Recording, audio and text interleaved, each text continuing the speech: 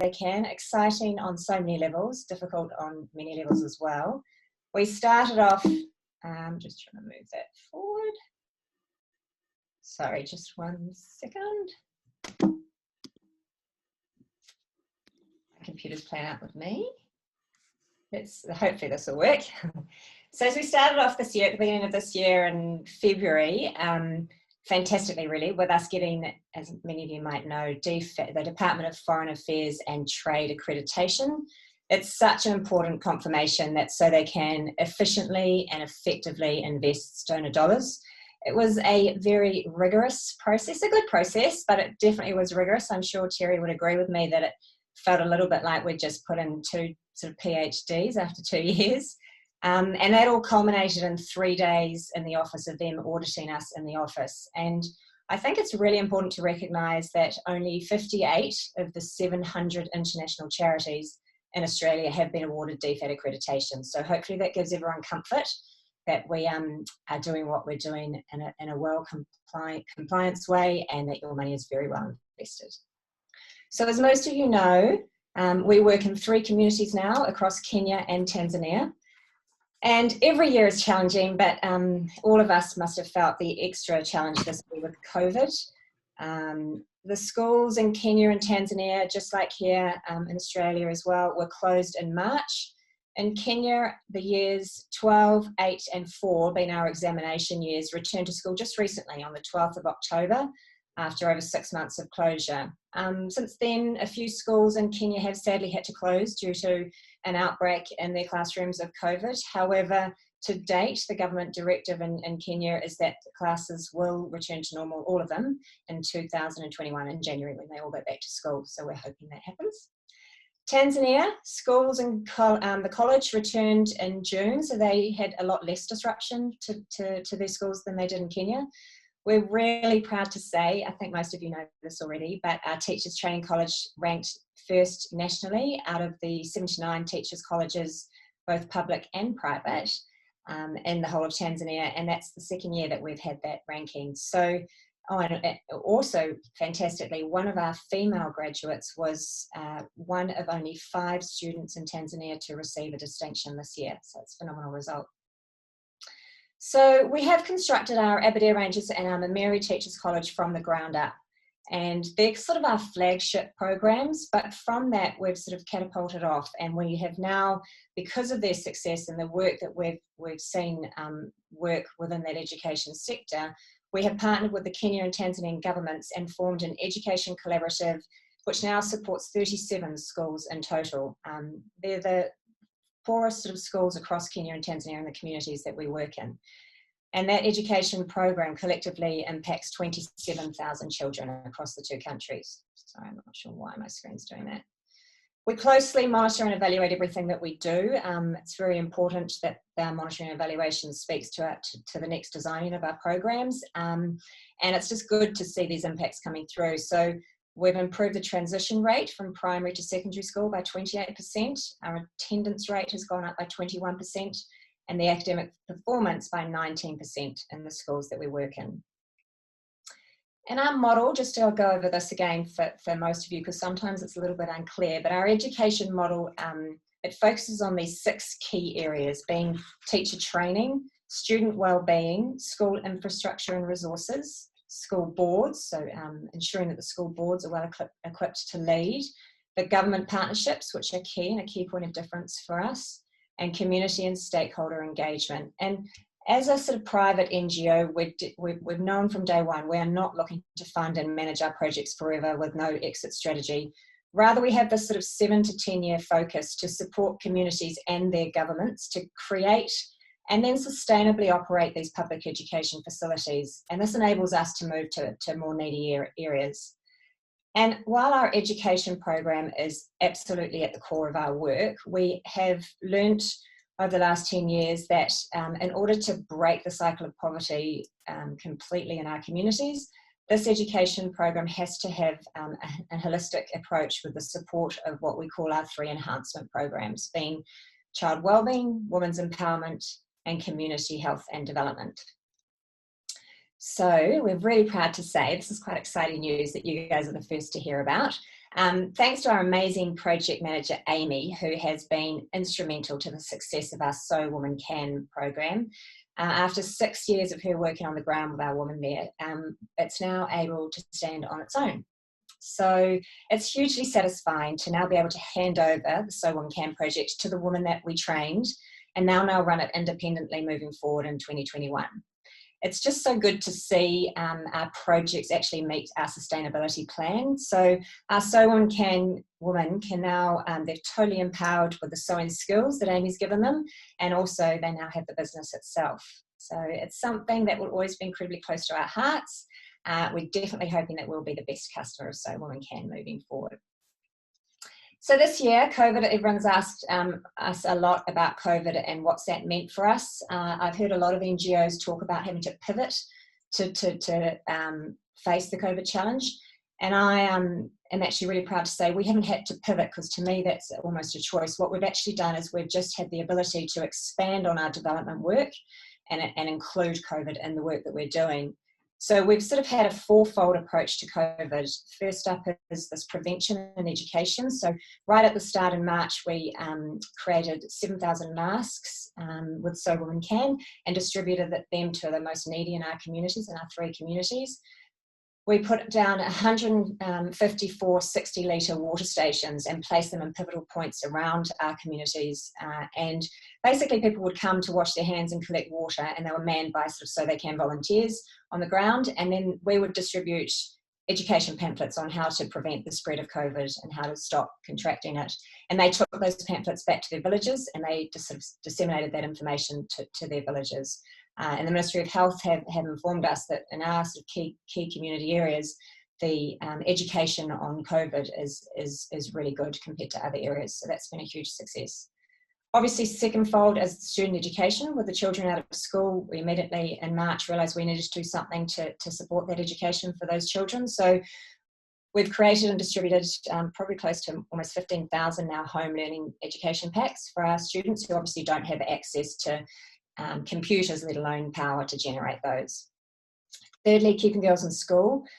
With school closures, very sadly, which Terry will talk about more, but have led to a real increase in gender-based violence.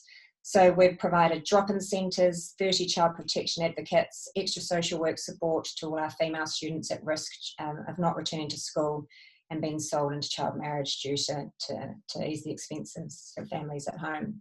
And then finally, the return to school part of our COVID work. So we've sort of helped support the schools on being prepared from a hygiene and sanitation perspective when the students have gone back to school, and also putting on extra makeup classes for the students in our schools that we work in. So we have renamed we used to call them our enabler programs, but we've renamed them enhancement programs, just because we thought that better described our partnerships, but also we just like the term better. So as a result of the government directive early on in March for all children's homes, we have relocated our Mitimingi children to extended family members, given the urban environment that Mitimingi village was in, so it put them at risk. And our social workers have regularly been visiting these children, and the children are doing really well. It's so exciting to see photos of the children coming back. They look so grown up and so healthy. So after considerable consultation, deliberation, discussions with these guardians, with the children themselves, we have decided that the children will remain with their families. Bonnie, one of our managers, our country manager in Kenya, said at the time that we were all sort of grappling with this decision, he said, necessity is the mother of invention. And I actually thought it's really valid, because it's true. We have reintegrated these children faster than we envisaged, but it's a really good result for them. So we're currently working, we have a working group working on the next phase of Mitimingi Village, and watch this space. It's going to be quite exciting. Our child wellbeing program, it's sort of grown to encompass now the village itself, the reintegration of the children into their families, and also family strengthening. So we've always been incredibly conscious of how important it is to keep children in their own families wherever possible.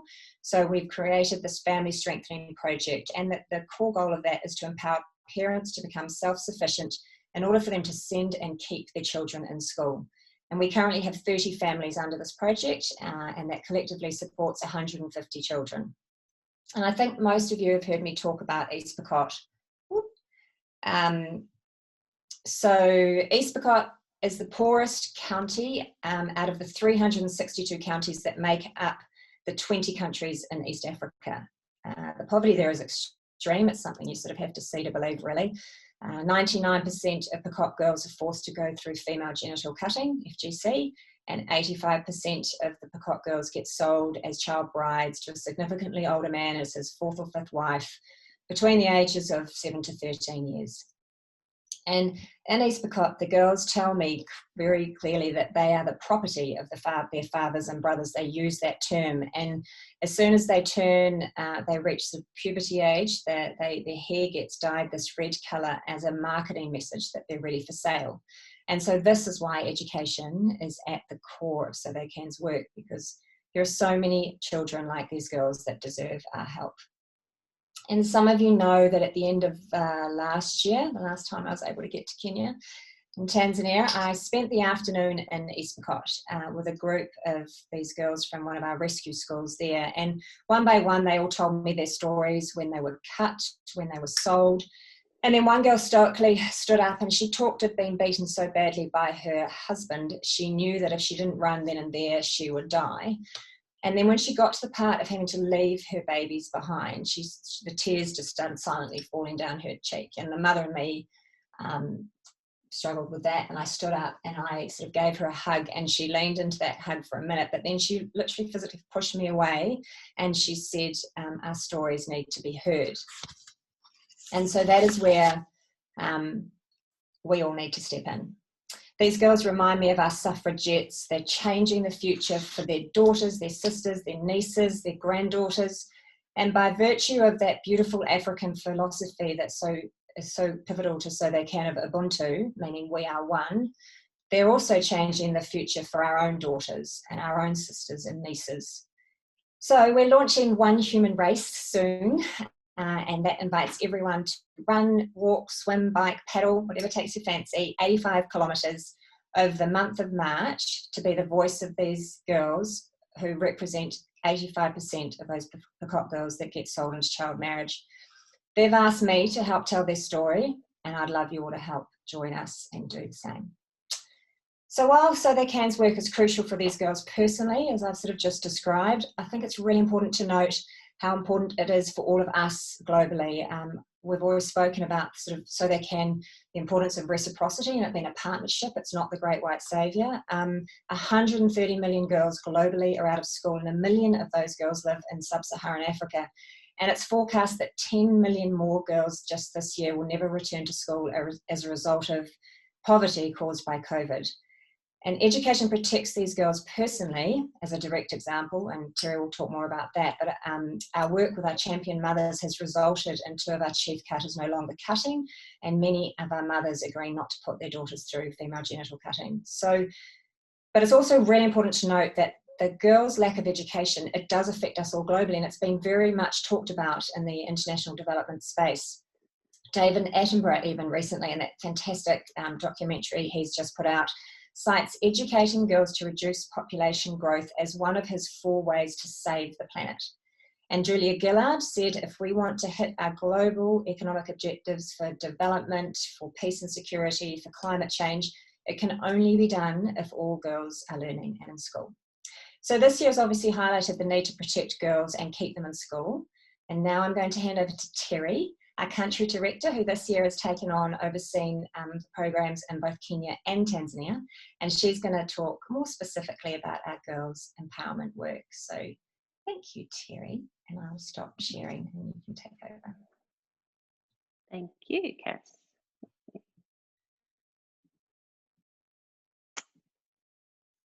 Okay, so far that was seamless. So thanks, Cass. So Cass has spoken on our work and on the importance of educating girls globally.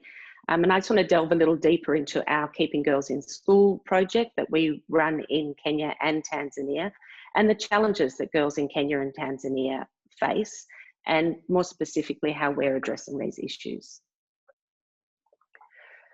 So in Tanzania, and these are figures across the entire country. So it's 31% of girls are married before the age of 18 and 5% before 15. And in Kenya, 27% before 18 and 3% before 15. But as Cass said, we know in East Pokot, that's running at 85% of girls. And in the Manyara region where we work in Tanzania, it's 44% of girls. So it's a very significant issue that we want to address. So the way we work is to try and understand the problem. So we know that child marriage is exacerbated by poverty.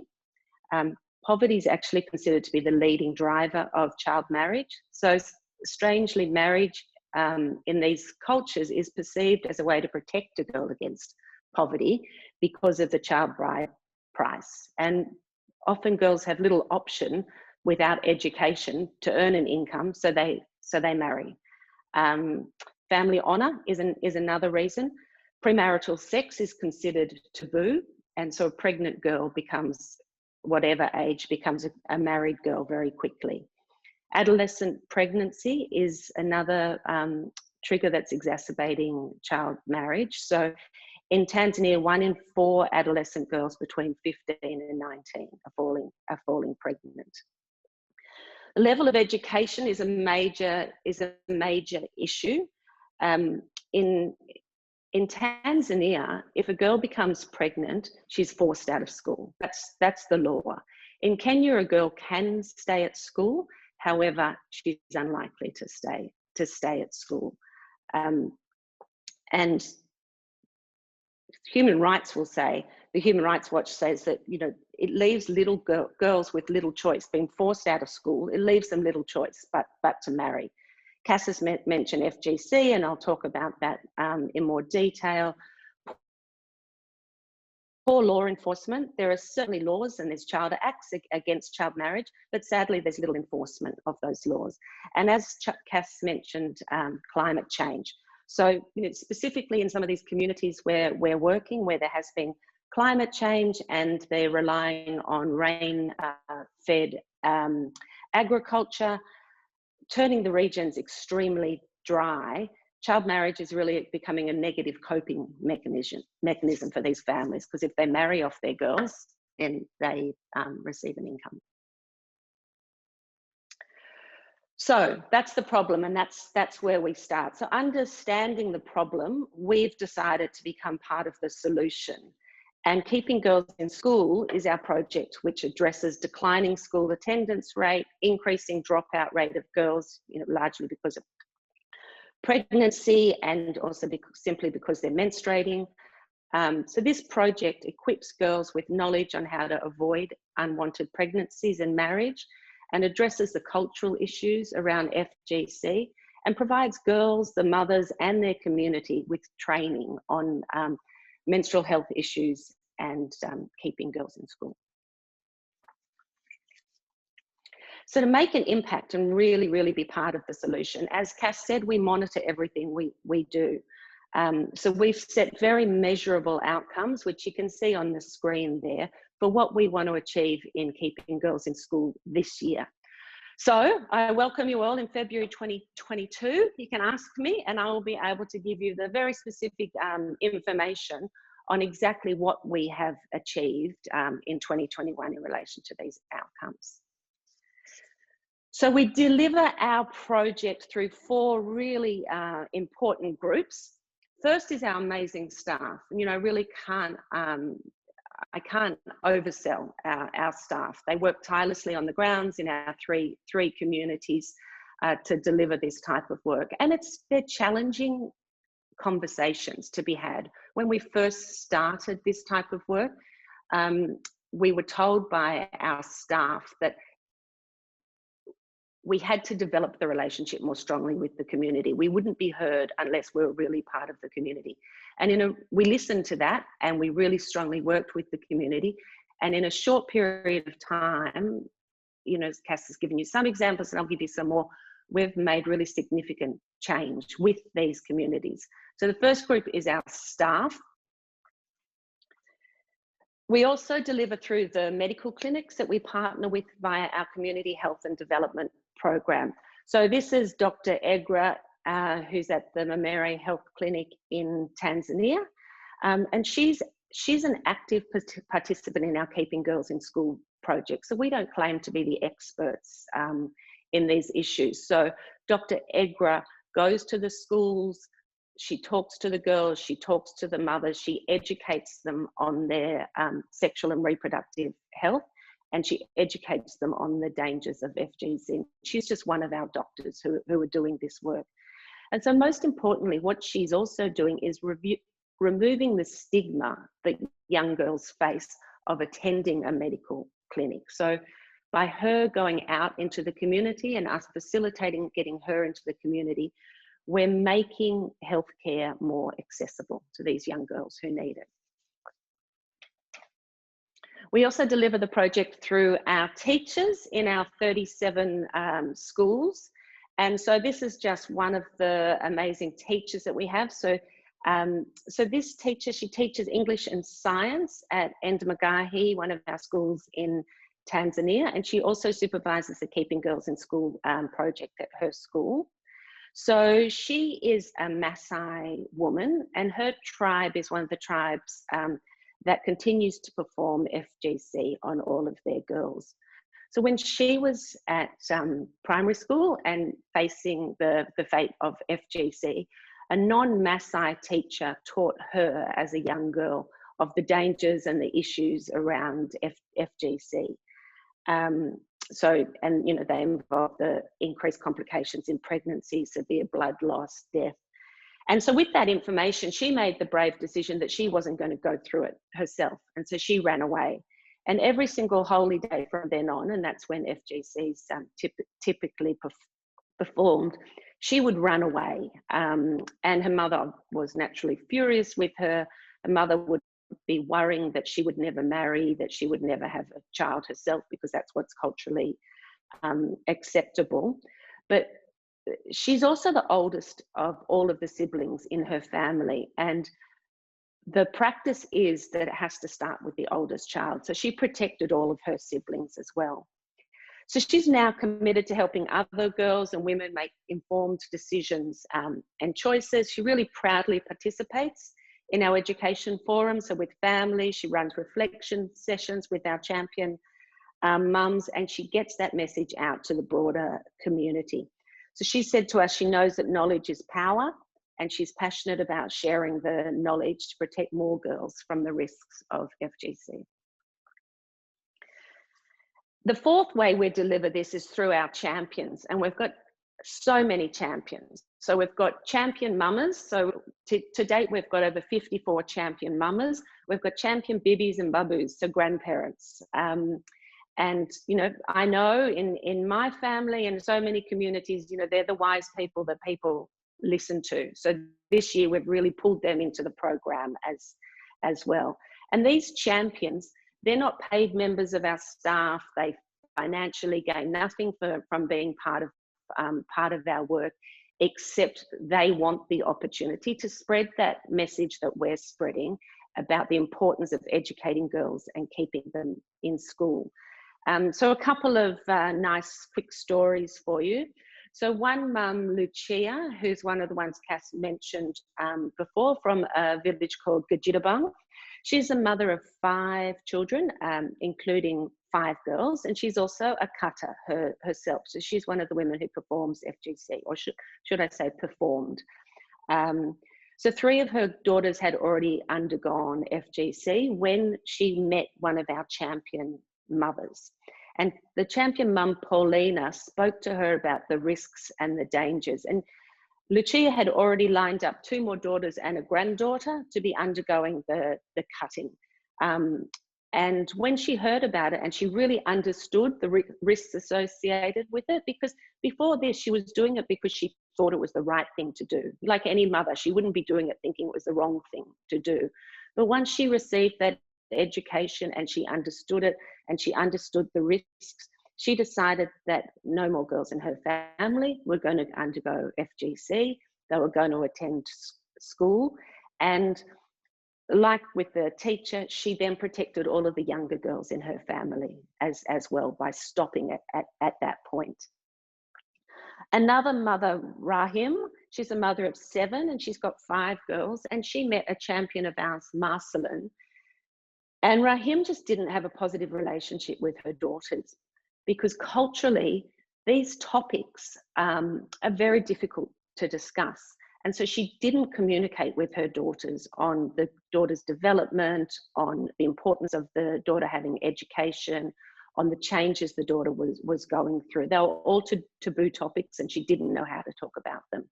So the champion mother who she met with helped her learn how to support her daughters. And now she tells us the daughters are happy and confident. They've got a positive relationship with their mum, and she's kept them all in school.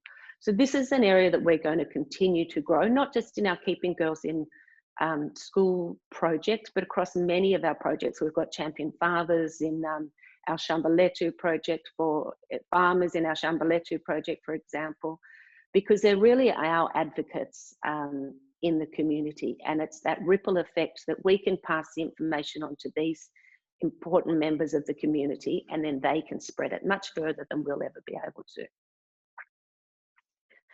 So one really simple solution, it seems simple, is getting sanitary products to girls. Girls in our community simply didn't have sanitary products. And so without the sanitary products, they're missing 5 to 7 days of school every single month. Of course, they're going to fall behind academically, they're going to lose motivation, they're going to be put to work when they're at home. So every month that they're home without sanitary products makes it harder for them to continue getting their education. In Australia, it would cost an Australian woman about 0.15% of her monthly income to buy sanitary products. In Kenya or Tanzania, it would cost around 10% of the monthly income to buy sanitary products. And that's for one girl.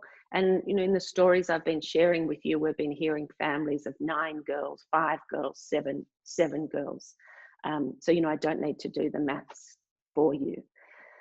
So what we've done is partnered initially with Days for Girls, another Australian NGO, and we now provide these reusable, washable sanitary kits to 20 of our schools across Kenya and Tanzania.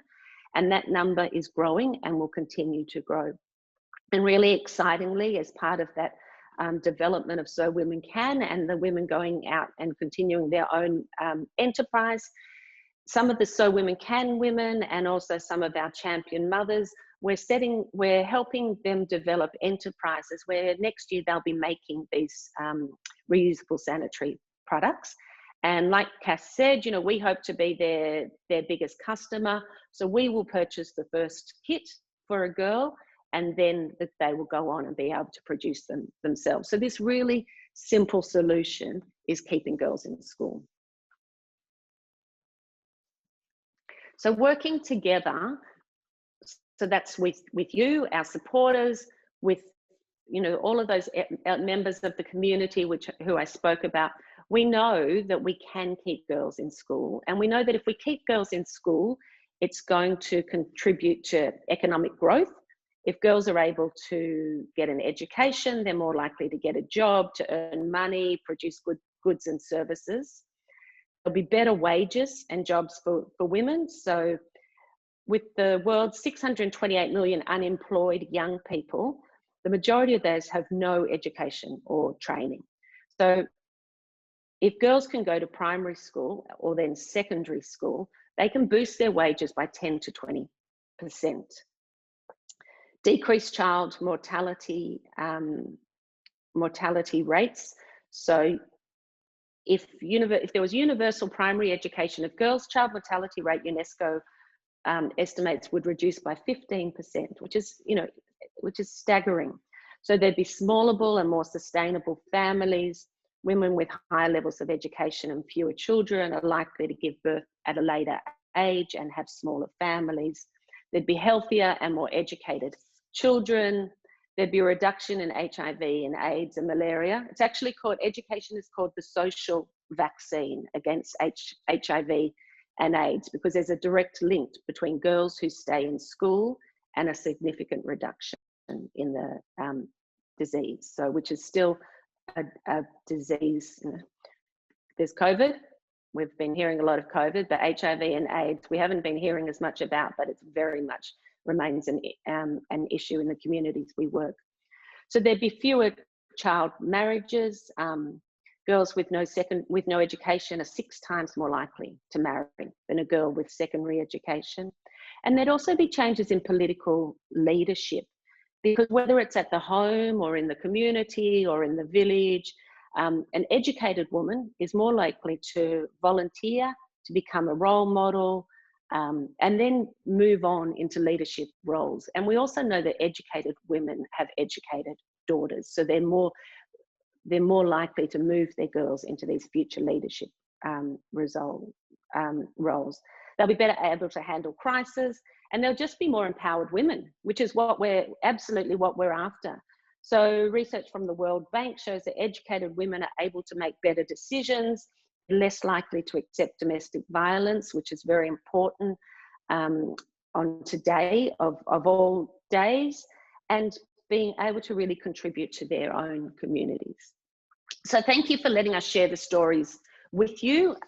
We'll continue to share our stories. We continue to share our stories with not just you, but with our community. And I just wanted to finish by showing you this, which has happened just this weekend in Tanzania.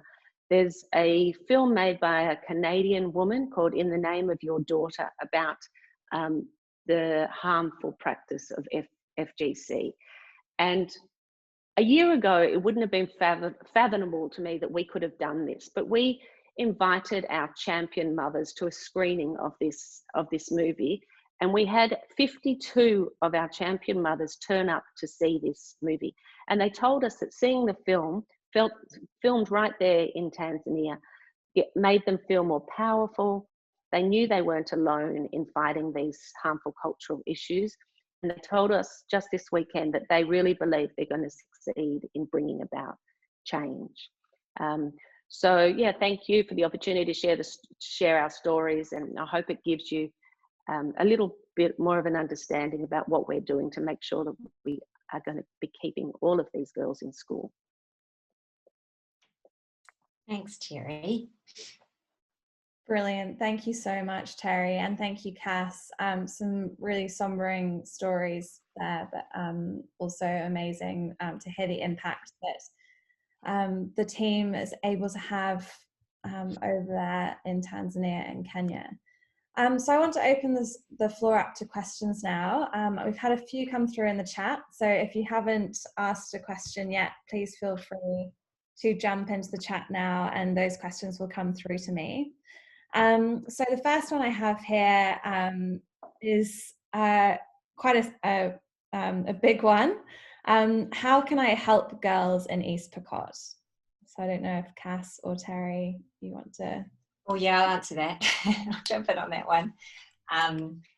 Well, thank you for asking it, first of all, and thank you for wanting to. I think it comes down to for us to that comment that was made about our stories need to be told. So just spreading the awareness. Obviously, the work we're doing on the ground, as Terry has so beautifully explained, is having a huge impact, and it is making a difference. So the more that you can tell people about So They Can about our work, at the end of the day, to grow awareness of what we're doing means that we will grow our income, which means that we'll be able to grow the impact on the ground. I've always said we have a phenomenal team in Kenya and Tanzania and back in Australia and New Zealand. So we're really well equipped to deliver our programs well. DFAT's been, testament to that. The Australian High Commissioner also said that our programs are the best that he's seen in East Africa. So not to sort of blow our own trumpet, but just to say, spread the word. Let people please tell them about our new regular giving offerings that we have. You can now sponsor a child or a family or a school. And Poppy and Ali have done a great job of making it really tangible, so that if you are connected to a school or a student or a family, you'll get really regular updates. You'll get these type of connections with them over here, so that you can see the impact it's making. So yeah, just tell everyone about us is how you can really make a change. And we're also really open to any ideas people have. You can email me at any point. Thank you for that question. That's brilliant. Thanks, Cass. So you mentioned the sort of tumultuous year that we've had and fundraising. How have you managed to, or how have you managed funding this year? Yeah, so that's right. I suppose that's me, Terry, too, isn't it? Sorry. Yeah, it's been a hard and an incredibly rewarding year. Obviously, at the start of March with COVID, we went through our budget and pretty much wiped away $500,000 that we get from events.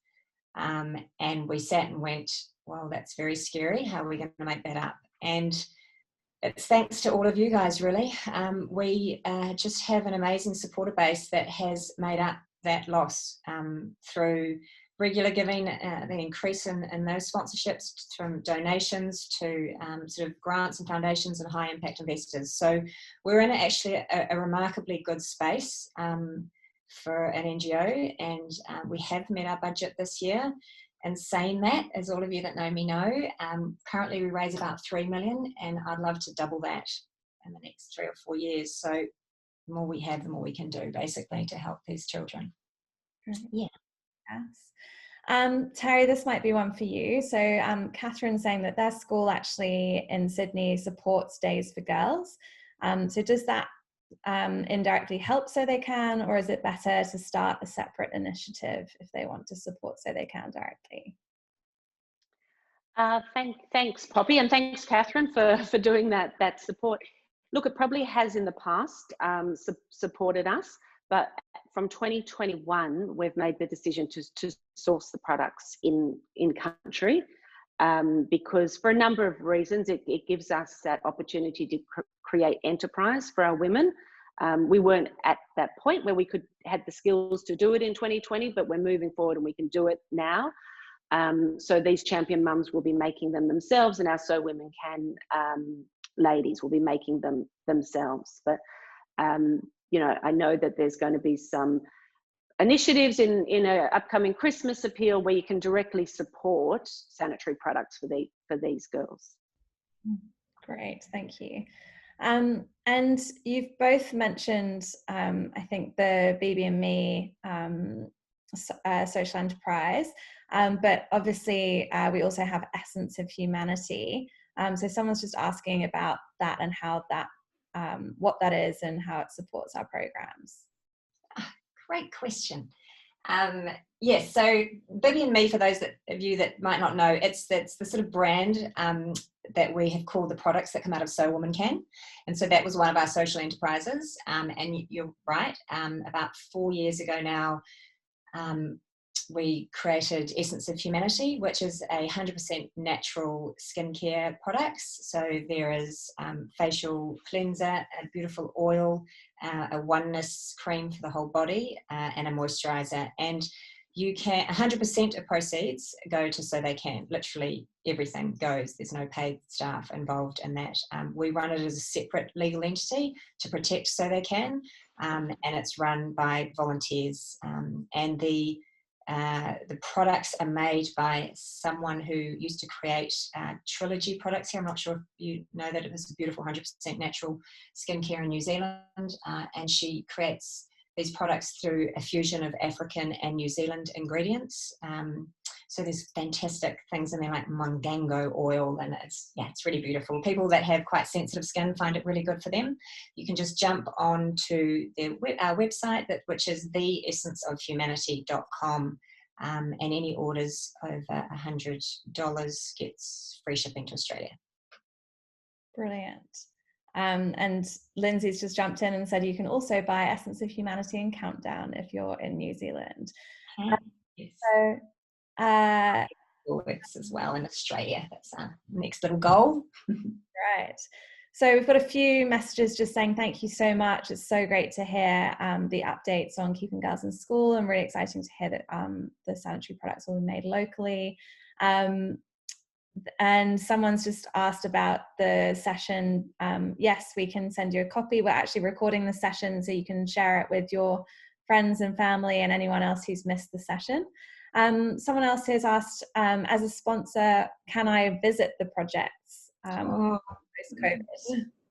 Oh, yes. I mean, yeah, Yes, absolutely, you can. When you asked that question, I thought, are you a little bit like Terry and I that wants to just run away now and visit and have to isolate when you come back to New Zealand, me anyway. But as soon as those borders are open, we will be on a plane, won't we, Terry? And we'll be inviting anyone who wants to come with us, please. Yeah. Awesome. And we've had a few people, including Lucy and Stephanie, who've asked about One Human Race. They love the concept. How do they learn more? Yeah, good. Okay, right. Well, that might be for you, Poppy and Ali. In short, it's going to be launched in a few weeks. Just watch our social pages. But we just want as many people as possible to sign up. And just bear in mind, I'm not asking you to run 85 kilometres in a day. It's definitely over the month of March. And you could even do it as a family or as a group or whatever. And we'll have great sort of communication chats going on through a platform. And what we're asking people to do is just to stand up and be the voice of those girls in Eastmacott, the 85% that get sold and cut, and in doing so ask people to sponsor you and hope to generate $85,000 from that for them directly. Poppy, was there anything I missed on that about?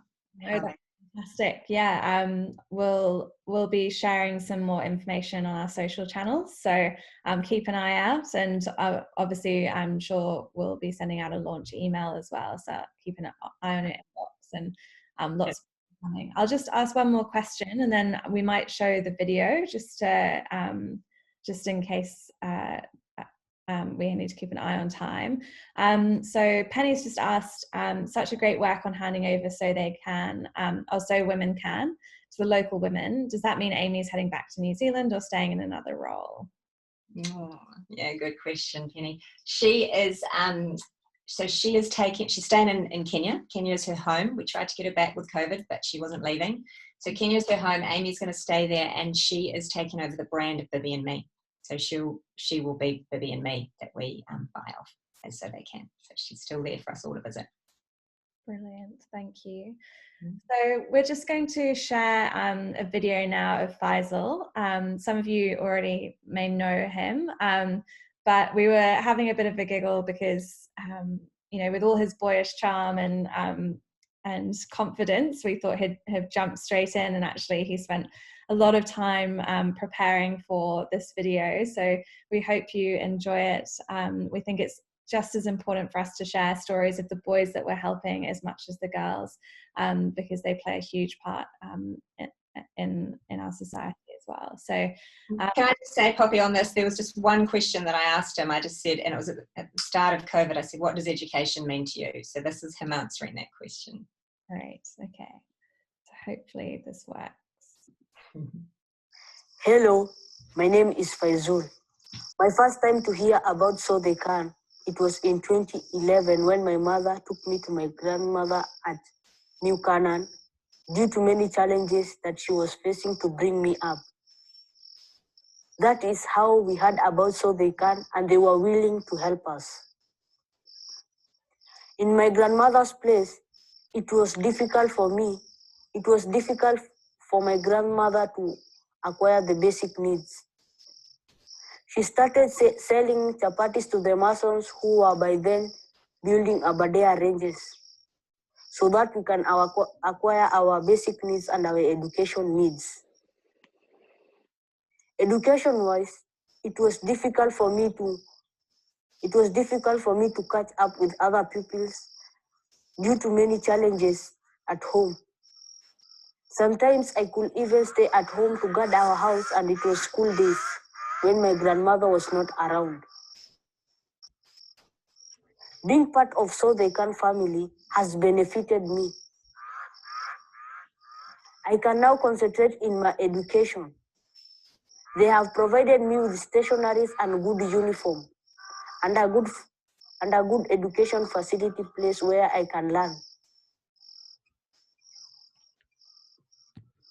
So They Can has built a nice home where kids like me stay and facilitated so that they can achieve their goals. So They Can has even opened me eyes so that I can see my hidden talents.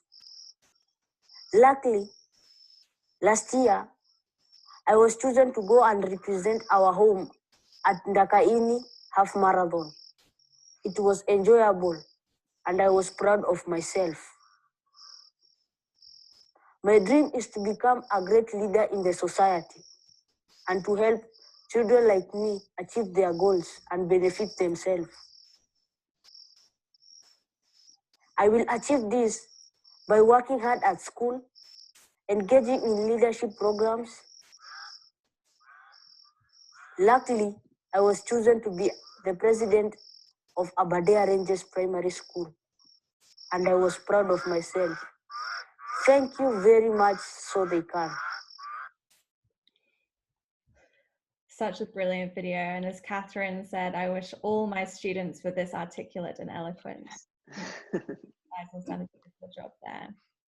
So I am conscious of time, and we're going to wrap up shortly. I just want to end by saying thank you so much for all of the support that you all provide us. Without people like you, we wouldn't be able to achieve so much. And we do really value all of you as our Brains Trust. We're always looking to innovate and find new ways to increase our impact. Cass said we need to raise 3 million, or maybe it's 6 million next year. So if you have any ideas of how we can raise funds, please don't hesitate to reach out to Cass, Terry, myself, or Ellie. You might have seen that we've recently expanded our sponsorship programs to give you guys the opportunity to sponsor not just a student in East Bacot now, as well as our previous sponsorship in Aberdare Rangers, but also a school in Tanzania, or even a whole family. And beyond that, there are so many ways that you guys can get involved, obviously through One Human Race and lots of other exciting opportunities. So do keep an eye on Facebook or Instagram, or check out our website. We're always sharing new blogs and sending out emails to you with exciting opportunities to get involved. But even if it's as simple as sharing a story that you've heard from today, or this video with your friends and family or colleagues, would be eternally grateful for your help. Lastly, we are going to send out a short survey after this session because we'll be running more of these events in the new year, and we really want to make sure that we're always improving and providing you guys with the insights that you want to hear about. So if you do have ideas, please do jump on. It'll just take a couple of minutes to give us some feedback. And once again, Asante Sana, or thank you. We really do wish you all the best, and we hope to see you at some of our future events in the new year. Thank you, Poppy. Thanks, Poppy. Thanks, everyone. Have a great afternoon.